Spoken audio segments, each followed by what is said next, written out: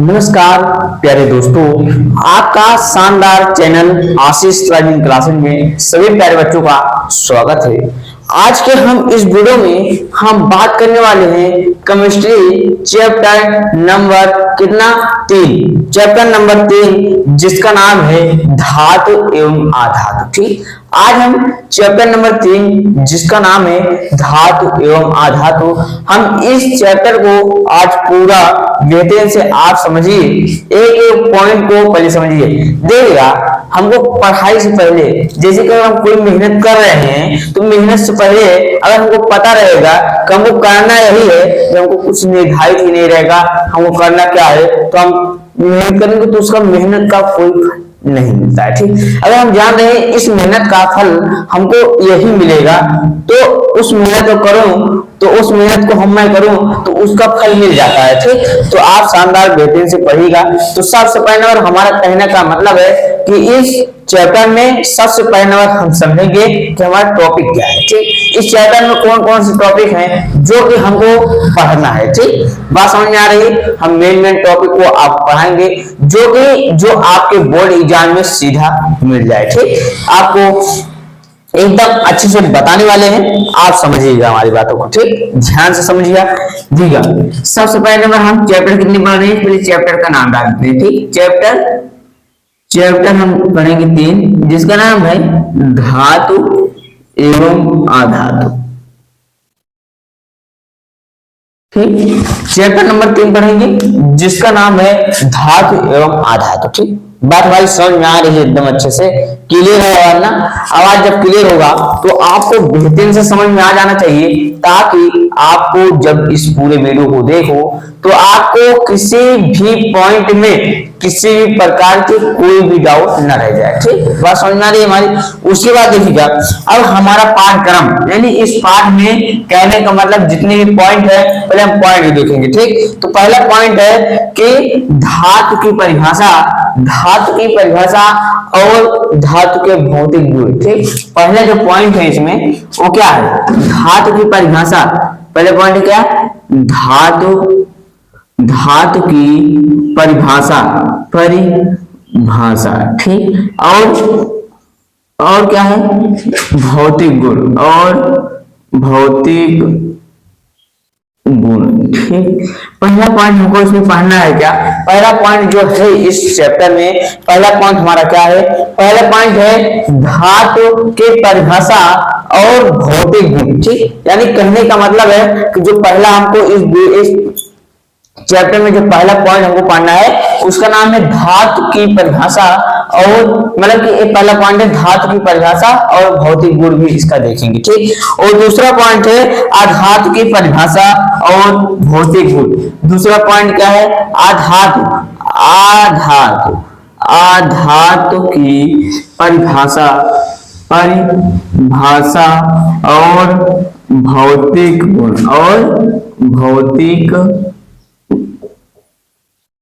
ठीक, बात समझ आ रही? उसके बाद दूसरा पॉइंट है धातुओं के रासायनिक गुण। ठीक, हमको धातुओं के रासायनिक गुण पढ़ना है, समीकरण पढ़ना है। जो समीकरण पढ़ेंगे, समीकरण और हमको आता रहेगा, ऐसे ऐसे समीकरण जो बताएंगे जो कि आप किताब में भी मिलेगा और प्लस आपके बोर्ड एग्जाम में भी देखने को मिलेगा। ठीक, बात समझ में आ रही है हमारी? उसके देखिएगा, हम तीसरा पॉइंट क्या है इसमें, इस चैप्टर में तीसरा पॉइंट है धातु का रासायनिक गुण। ठीक, हमारा तीसरा पॉइंट है इसमें धातु का रासायनिक गुण। ठीक, उसके बाद चौथा पॉइंट है सक्रियता श्रेणी में बताया गया है। हम आपको इसी वक्त तुरंत कुछ बता देते हैं। सक्रियता श्रेणी। ठीक, इसमें बताया गया है कि धातुओं को देखिएगा, ऐसी एक श्रेणी है, ऊपर से नीचे की तरफ एक ऐसी श्रेणी है जो ऊपर वाले तत्व हैं वो अधिक क्रियाशील हैं और जो नीचे वाले तत्व हैं वो कम क्रियाशील पदार्थ हैं। ठीक, तत्व हैं। ठीक, बात समझ आ रही? उसके बाद देखिएगा, अब उसके बाद धातुएं एवं अधातुएं कैसे अक्रिय करती हैं। धातु एवं आधातु, यहाँ पर लिखेंगे धातु एवं आधातु कैसे अक्रिया करते हैं। ठीक, पांचवा पॉइंट है धातु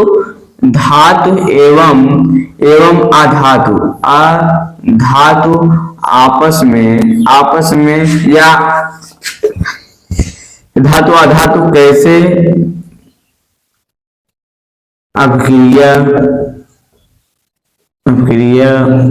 करते हैं। ठीक, अब इसको देखेंगे भी धातु एवं आधातु आपस में कैसे अभिक्रिया करते हैं या कैसे अभिक्रिया करते हैं। ठीक, ये भी हो गया आपका।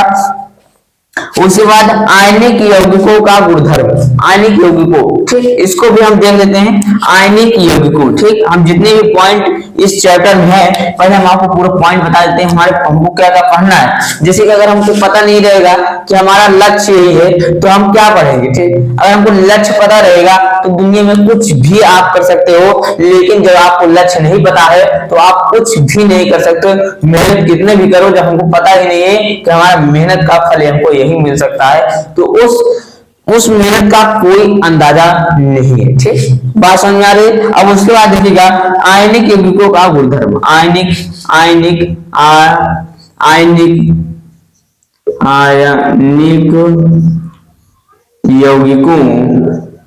यौगिकों का गुणधर्म। ठीक, आयनिक यौगिकों का गुणधर्म। ठीक, आयनिक यौगिकों का गुणधर्म भी पढ़ना है हमको इस चैप्टर में। उसके बाद धातुओं का निष्कर्षण। ठीक, इसके बाद क्या है धातुओं का निष्कर्षण। उसके बाद इसमें जो 7वां नंबर पॉइंट है वो है धातुओं का निष्कर्षण, धातुओं का निष्कर्षण। ठीक, इसमें अगला पॉइंट है क्या, धातुओं का निष्कर्षण। ठीक, इसको भी हम देख लेते हैं। उसके बाद 8 नंबर पॉइंट है। 8 नंबर पॉइंट क्या है, 8 नंबर पॉइंट है विद्युत अपघटनी विधि। ठीक, एक विधि है विद्युत अपघटनी विधि, विद्युत अपघटनी विधि।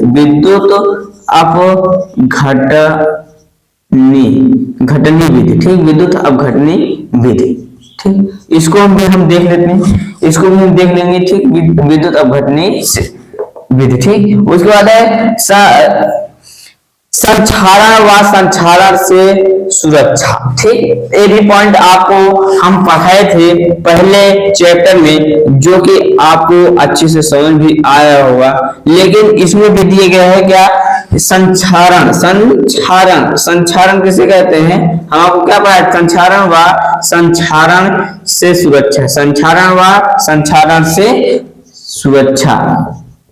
ठीक, ये भी पॉइंट है, इसको भी पॉइंट को देखेंगे। उसके बाद है मिश्र धातु एवं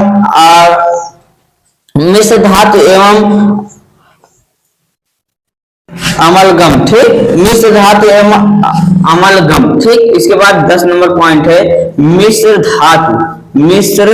धातु एवं अमलगम। ठीक, ये भी हमको पॉइंट को पढ़ना है, मिश्र धातु एवं अमलगम। ठीक, बात समझ में आ रही। हमको इस चैप्टर में इतना पॉइंट पढ़ना है, जो कि इससे अधिकतर हमारा क्या आता है, एमसीक्यू आता है। और एमसीक्यू आता है या तो 1-2 नंबर का क्वेश्चन बन जाता है यहाँ पर, और यहाँ से आपको सक्रियता, धातुएं एवं अधातुओं कैसे अक्रिय करते हैं, ये देखिएगा, ये आपके दीर्घ उत्तरीय प्रश्न बन सकते हैं, ये जितने भी दिख रहे हैं आपको यहाँ से। लेकिन ये जो 2 पॉइंट है या ये 2 पॉइंट जो दिख रहे हैं आपको, यहाँ से एमसीक्यू और सारे में से एमसीक्यू बन सकता है, सब बात नहीं है, लेकिन इनमें से एमसीक्यू या 2 नंबर 1 नंबर का क्वेश्चन बनता है। हम आपको ये डिग्री बता दे रहे हैं। उसके बाद देखिएगा, अब हम एक पॉइंट को अच्छे से कवर करेंगे और अच्छे से पढ़ेंगे। ठीक, अब हम देखते हैं, आपको हम बेहतरीन से पढ़ाने वाले हैं, आप बस ध्यान से एक पॉइंट को समझिएगा। ठीक, अब इसको मिटा देते हैं, कोई मतलब है, हम इसको आपको बताना चाहते थे कि कितना पॉइंट है जो कि हमको इस चैप्टर में पढ़ना है और बेहतरीन से। ठीक, अब इसको हम मिटा देते हैं। हमारा पॉइंट पहला क्या है, धातु की परिभाषा एवं या और भौतिक गुण। ठीक, ये हमको पहला पॉइंट पढ़ना है। ठीक, अब इसको सभी प्यारे बच्चे अच्छे से समझिएगा। ठीक, धातु की परिभाषा और भौतिक गुण। तो पहले सबसे नंबर हम पहले समझते हैं धातु। ठीक, धातु किसे कहते हैं? ठीक, धातु किसे कहते हैं आपको हम बेहतरीन से बताने वाले हैं, समझिएगा हमारी बात। धातु देखिएगा, याद करने की कोई जरूरत नहीं है, हम जो स्टेप बता रहे हैं आप उसी स्टेप को आप ध्यान से सुनिएगा, आप खुद ही याद हो जाएगा। ठीक, देखिएगा धातु किसे कहते हैं? जो ऐसे पदार्थ जो इलेक्ट्रॉन को ग्रहण करके, इलेक्ट्रॉन को त्याग करके धन आयन बनाने की प्रवृत्ति रखते हैं, उसे हम धातु कहते हैं। किसे धातु कहते हैं? ऐसे पदार्थ, ऐसे तत्व जो इलेक्ट्रॉन को त्याग करके धन आयन बनाने की प्रवृत्ति रखते हैं, उसे हम धातु कहते हैं। ठीक, सुन जाइए हमारी बात। ऐसे तत्व या पदार्थ,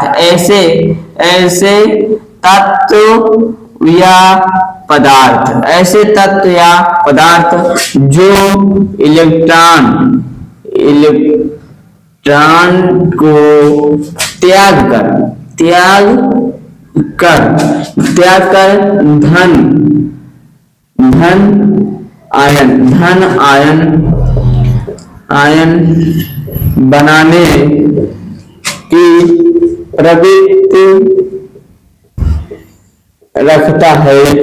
प्रवृत्ति रखता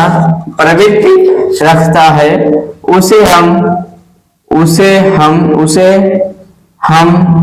धातु कहते हैं। ठीक, बात समझ आ रही? उसे हम धातु कहते हैं। ठीक, उसे हम क्या कहते हैं? धातु। किसे कहते हैं? ऐसे पदार्थ जो इलेक्ट्रॉन को त्याग कर धन आयन बनाने की प्रवृत्ति रखते हैं, उसे हम क्या कहते हैं? धातु कहते हैं। ठीक, बात समझ में आ रही? ऐसे तत्व या ऐसे पदार्थ जो इलेक्ट्रॉन को त्याग करके धन आयन बनाने की प्रवृत्ति रखते हैं, उसे हम धातु कहते हैं। उदाहरण के रूप में देख लीजिएगा, मतलब समझ रहे हो?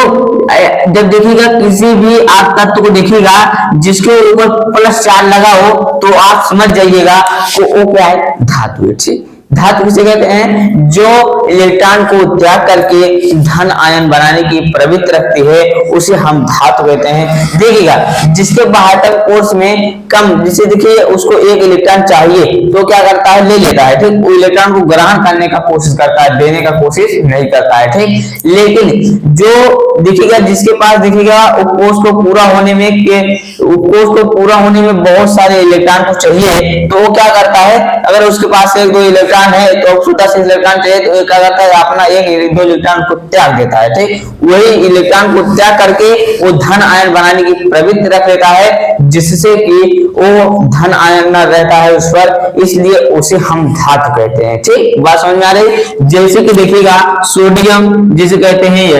ठीक, सोडियम पर +4 होता है, इसको समझिएगा ए इलेक्ट्रॉन त्यागने का कार्य करता है।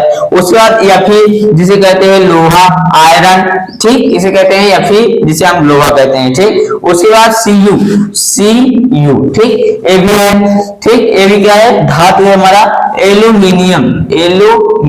ठीक, ये भी हमारा क्या है? धातु है। ठीक, बहुत है इतना उदाहरण। उसके बाद देखिएगा, अब आपको इतना समझ में आ गया होगा। अब हम क्या करते हैं? अब इसका देखिएगा आपको भौतिक गुण भी देखना है। ठीक, अभी हम एक ही पहला हेडिंग को अच्छे से क्लियर कर रहे हैं ताकि आपको किसी भी प्रकार की कोई भी डाउट न रह जाए। ठीक, बस समझ में आ रही? अब हम क्या करेंगे? हम पढ़ेंगे भौतिक गुण। किसका भौतिक गुण? पढ़ेंगे धातु का भौतिक गुण। ठीक, किसका पढ़ेंगे? धातु का भौतिक गुण। धातु का भौतिक गुण। ठीक, भौतिक गुण। ठीक, अब आप धातु का भौतिक गुण देखिएगा, आसानी से बेहतरीन से समझिएगा धातु का भौतिक गुण क्या होता है। ठीक, अब हम धातु का भौतिक गुण के बारे में आपको बता दें। देखिएगा जो धातु होता है, धातु जो होता है वो चमकदार होता है। क्या होता है? पहला नंबर धातु क्या होता है? चमकदार होता है। धातु क्या होता है? धातु चमकदार होता है। ठीक, धातु चमकदार होता है। ठीक, बात समझ में आई? धातु जो होता है चमकदार होता है। जैसे कि देखिए सोना चमकता है, ये क्या है, धातु है। एल्यूमिनियम चमकता है, ये भी धातु है। और क्या, पीतल, ये भी देखिए चमकता है। लोहा, लोहा का जब देखिएगा, जब उस पर जंग नहीं लगा हो, अगर उसको हम रगड़े किसी पर, देखिएगा उसमें एक चमक निकलती है। ठीक, कोई बात समझ रहे। उसके बाद देखिएगा और क्या, दूसरा पॉइंट है धातु। धातु क्या होते हैं, कठोर होते हैं।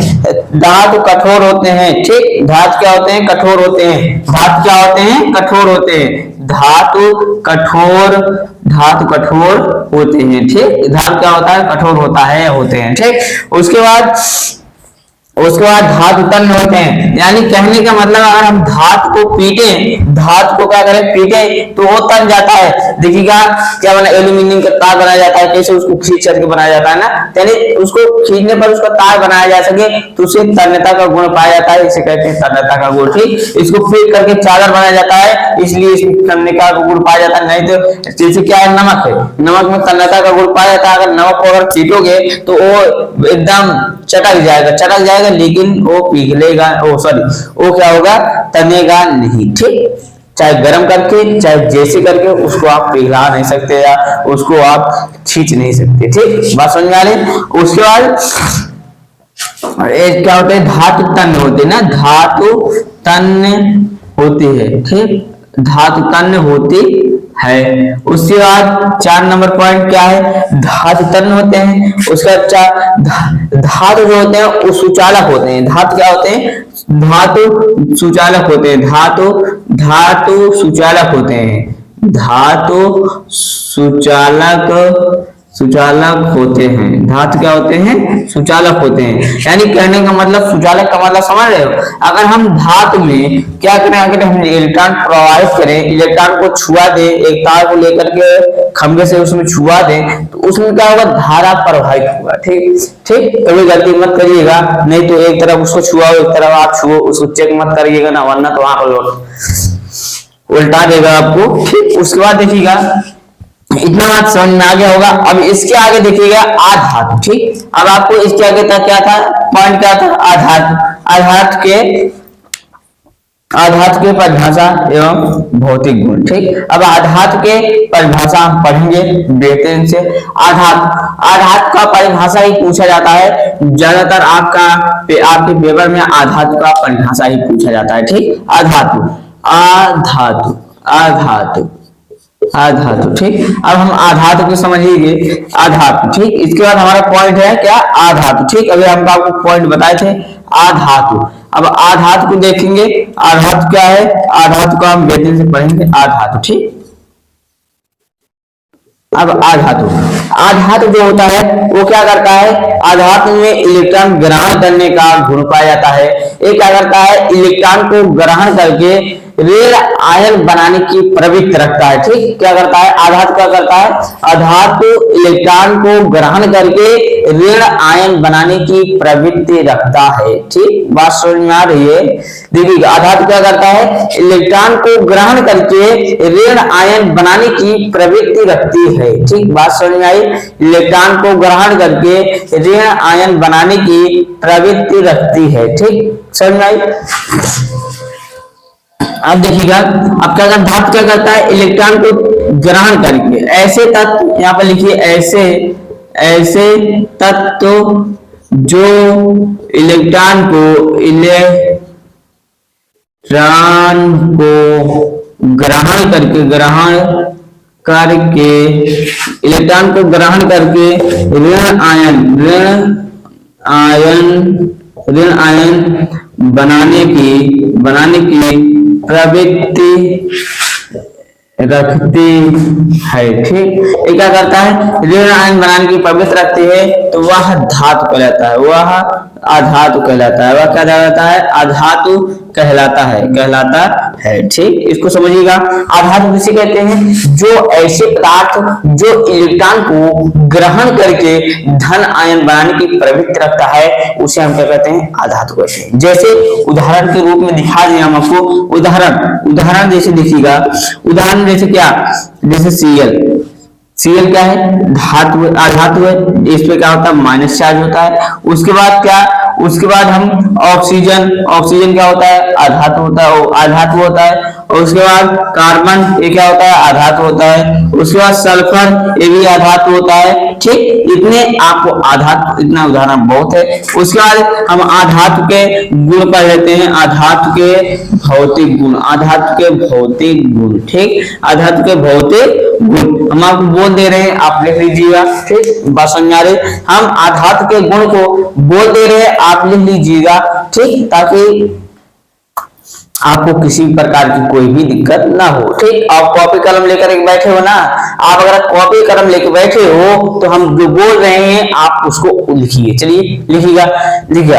आधातु किसे कहते हैं, आधातु के जो गुण होते हैं वो क्या होते हैं। सबसे पहले नंबर, अगर आधातु, अगर आप गैस में, गैस जैसे क्या क्या है हमारे वातावरण में, कई अनेकों प्रकार के वायुमंडल में हमारे अनेक प्रकार की गैस है ना, जैसे क्या ऑक्सीजन, ऑक्सीजन की गैस है जो भी हमारे वायुमंडल में उपस्थित है। ठीक, जो कि हम लेते हैं, ऑक्सीजन को लेते हैं, कार्बन डाइऑक्साइड को छोड़ देते हैं। ठीक, तो अब आप सोचिए, अगर हम क्या करें, अगर यही वातावरण में, यही गैस में भी हम क्या करें, अगर लाइट को छुआ दें, अगर गैस में भी लाइट चलने लगी तो सब मनुष्य, जितना भी चिड़िया, जितने भी जानवर, जीव जंतु हैं, सभी भी क्या हो जाएंगे, नष्ट हो जाएंगे। इसलिए आप लिखिएगा, आप क्या लिखोगे, आप यही लिखोगे, आप क्या लिखोगे कि यह आधातु, आधातु इसमें क्या लिखोगे, आधातु, आधातु कुचालक होता है, आधातु कुचालक, कुचालक, आधातु क्या होता है, कुचालक होता है, आधातु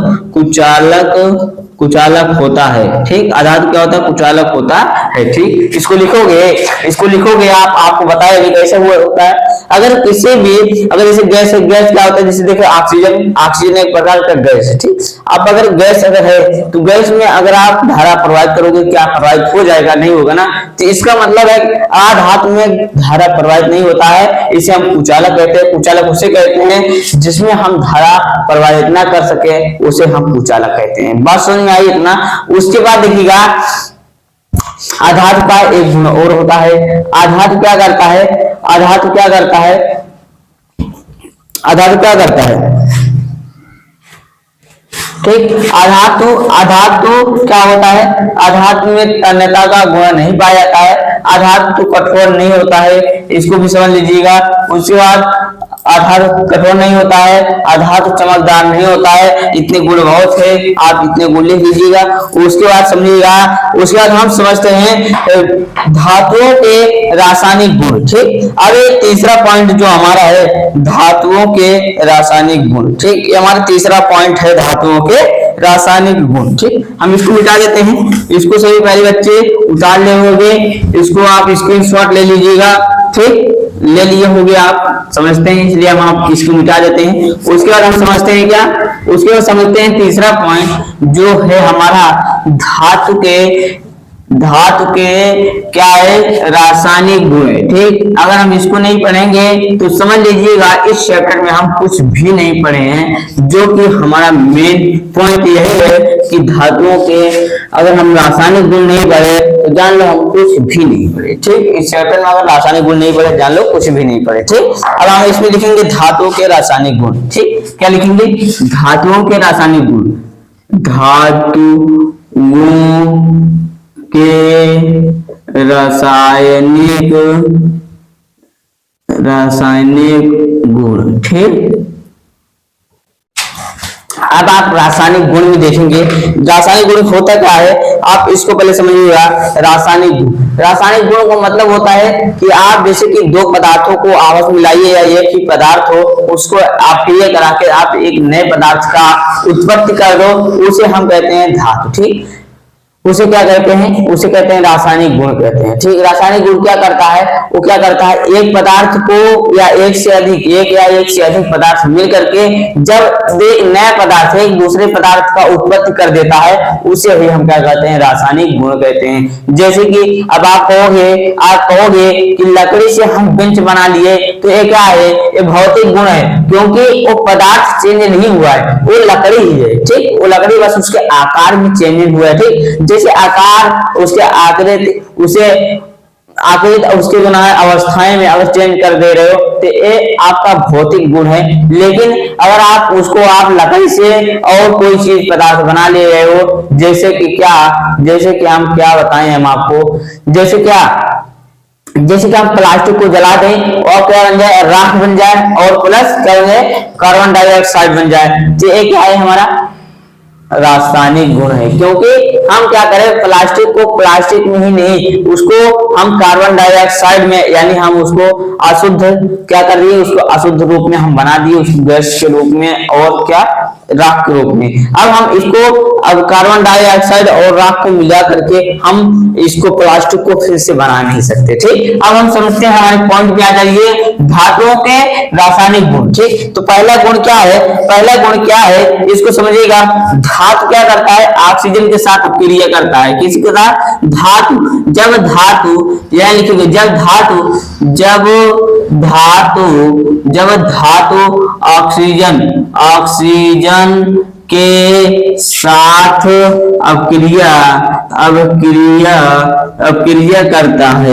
अक्रिया करता है, तो जब धातु ऑक्सीजन के साथ क्या करता है, अपक्रिया करता है। जब धातु ऑक्सीजन के साथ अपक्रिया करता है तो क्या बनाता है, धातु ऑक्साइड बनाता है। क्या बनाता है बबुआ, धातु ऑक्साइड बनाता है। जब क्या करता है, जब हमारा क्या करता है, धातु ऑक्सीजन के साथ अपक्रिया करता है, धातु ऑक्सीजन के साथ अपक्रिया करता है, तो वहां धातु ऑक्साइड बनाता है,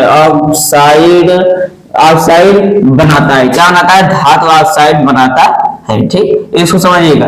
जब धातु ऑक्सीजन के साथ अपक्रिया करता है तो धातु ऑक्साइड बनाता है। क्या बनाता है, धातु ऑक्साइड बनाता है। वो क्या है देखिएगा, जैसे कि क्या है, जैसे Mg प्लस ऑक्सीजन, ऑक्सीजन मतलब O2।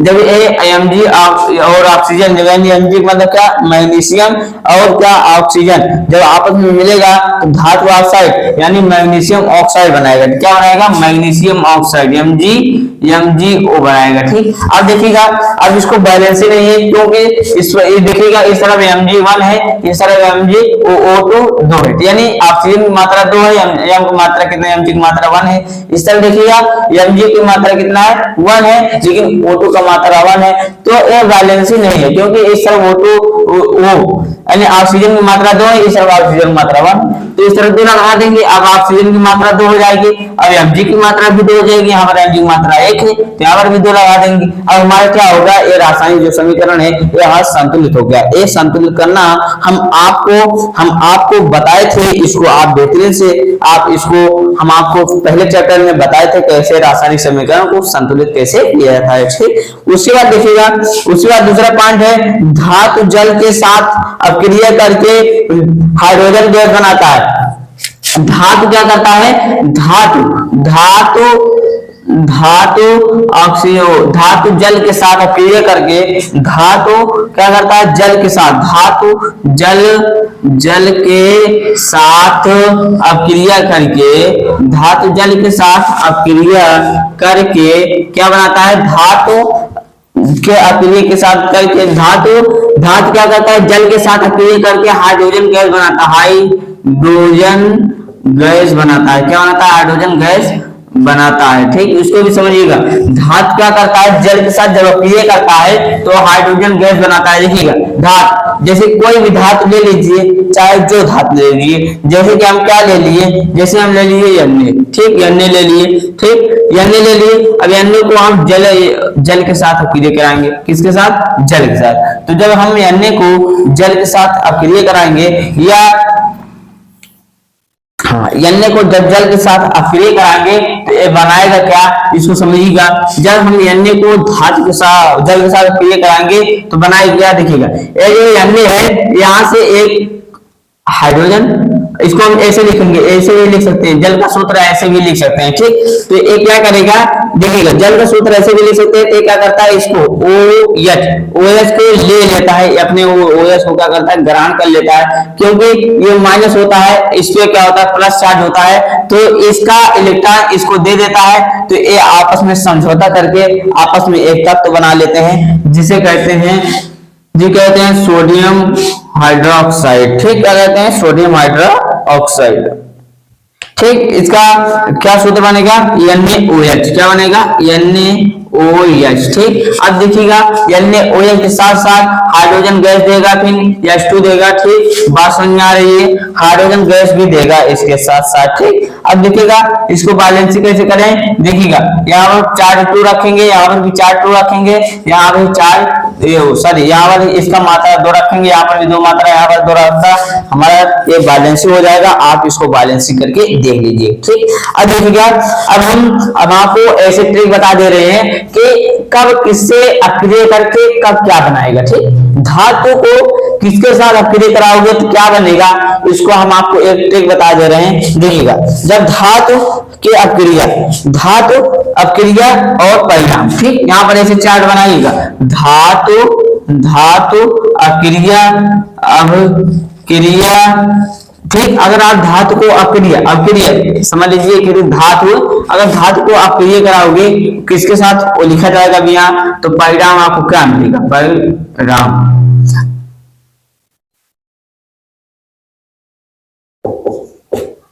ठीक, देखिएगा जब हम धातु को ऑक्सीजन के साथ अक्रिय कराएंगे, जब हम धातु को ऑक्सीजन के साथ, किसके साथ, ऑक्सीजन, जब हम धातु को ऑक्सीजन के साथ अक्रिय कराएंगे तो हमें क्या मिलता है, क्या मिला था अभी धातु के साथ, जब ऑक्सीजन के साथ अक्रिय का, धातु को जब ऑक्सीजन के साथ अक्रिय कराएंगे तो हमें बनेगा धातु ऑक्साइड। क्या बनेगा, धातु ऑक्साइड बनेगा। क्या बनेगा, धातु ऑक्साइड। ठीक, धातु ऑक्साइड बनेगा। अगर हम धातु या पानी के साथ या जल के साथ अक्रिय कराएंगे तो हाइड्रोजन गैस बनेगा, हाइड्रोजन गैस बनेगा। क्या बनेगा, हाइड्रोजन गैस बनेगा। ठीक, हाइड्रोजन गैस के साथ साथ आपका क्षार भी बनाएगा, हाइड्रोजन गैस के साथ साथ क्या बनाएगा, क्षार भी बनाएगा। देखिएगा जल बनाए, क्या बनाए, क्षार बनाए ना। अगर आप जल के साथ किसी भी धातु को अगर जल के साथ अगर आप अक्रिय कराओगे तो हाइड्रोजन के साथ क्या बनाएगा, वो हाइड्रोजन के साथ क्या बनाएगा, हाइड्रोजन के साथ क्या बनाएगा, वो हाइड्रोजन के साथ क्या बनाएगा, वो हाइड्रोजन गैस के साथ बनाएगा NaOH, यानी उसमें OH लगा रहेगा। जिस तत्व में OH लगा होता है यानी OH माइनस होता है उसे हम क्या कहते हैं, अर्थात उसे हम क्षार कहते हैं। ठीक, इसमें देखिएगा क्षार भी पाएगा और हाइड्रोजन ऑक्साइड भी पाएगा। ठीक, उसके बाद देखिएगा जब हम इसे अम्ल के साथ अक्रिय कराएंगे, जब इसे हम अम्ल के साथ अक्रिय कराएंगे तो हमें क्या मिलेगा, लवण प्लस हाइड्रोजन, लवण प्लस हाइड्रोजन। ठीक, लवण प्लस क्या मिलेगा, हाइड्रोजन मिलेगा। ठीक, बात समझ में आई। इसको आप चाहो तो उतार लीजिएगा, इस शॉर्ट ट्रिक है। जब आप ऑक्सीजन के साथ अक्रिय कराओगे धातु ऑक्साइड मिलेगा, अगर पानी के साथ अक्रिय कराओगे तो हाइड्रोजन क्षार मिलेगा, उसके बाद जब अम्ल के साथ अक्रिय कराओगे तो अम्ल हाइड्रोजन मिलेगा। ठीक, अम्ल भी मिलेगा और हाइड्रोजन लवण मिलेगा सॉरी, और हाइड्रोजन गैस भी मिलेगा। ठीक, बात समझ में आ रही है। उसके बाद अगर क्या हो तो आप इसे स्वाद भी ले सकते हो। उसके आगे हम इसको मिटा करके चलते हैं।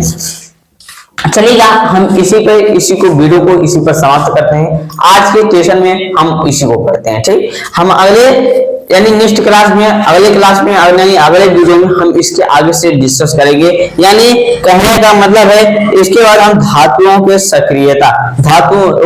सक्रियता श्रेणी। ठीक, धातुओं की सक्रियता श्रेणी को हम आपको कुछ बता देते हैं, उसके बाद उस वीडियो में भी बता देंगे। ठीक, अगले नेक्स्ट धातुओं की सक्रियता एक ऐसी श्रेणी बनाई गई है जो कि ऊपर से लेकर नीचे तक धातु को क्या कहा गया है, रखा गया है घटते क्रम में। ठीक, उसका मतलब कि क्रियाशीलता जो ऊपर जितनी ऊपर धातु है वो अधिक क्रियाशीलता है, उससे कम क्रियाशीलता, उसकी भी कम, उसकी भी कम, मतलब ऐसे ऐसे घटते क्रम में ऐसे नीचे तक धातुओं को रखा गया है। ठीक, उसे क्या कहते हैं, सक्रियता श्रेणी कहते हैं। उसे क्या कहते हैं, सक्रियता श्रेणी कहते हैं। ठीक, अब इतना बात समझ में आया। अब इसके बाद हम आपको बेहतरीन से आपका 4 5 10 पॉइंट इसमें था जो कि आपको 3 पॉइंट एकदम बेहतरीन से आपको बता दिए हैं। अब इसके आगे हम आपको बताएंगे कब आपको बताएंगे, कब आपको इसको बेहतरीन से बताएंगे। इसको समझने का आप कोशिश करिएगा। आप चलते हैं अगले नेक्स्ट वीडियो में, हम आपको मिलते हैं बेहतरीन से शानदार वीडियो में अगर धमाल मचाना है, देखिएगा आपको जितने भी पढ़ाया जाए समझ में आया कि नहीं आया। ऐसे ही आपको सभी वीडियो में आपको आसानी से बताया जाएगा, आपको बेहतरीन से समझ में आने वाला है। ठीक, चलते हैं। अगर आप इस चैनल को सब्सक्राइब नहीं किया, अगर आप नए हो तो इस चैनल को सब्सक्राइब कर लीजिएगा और इस वीडियो को लाइक कर दीजिएगा। ठीक, चलते हैं।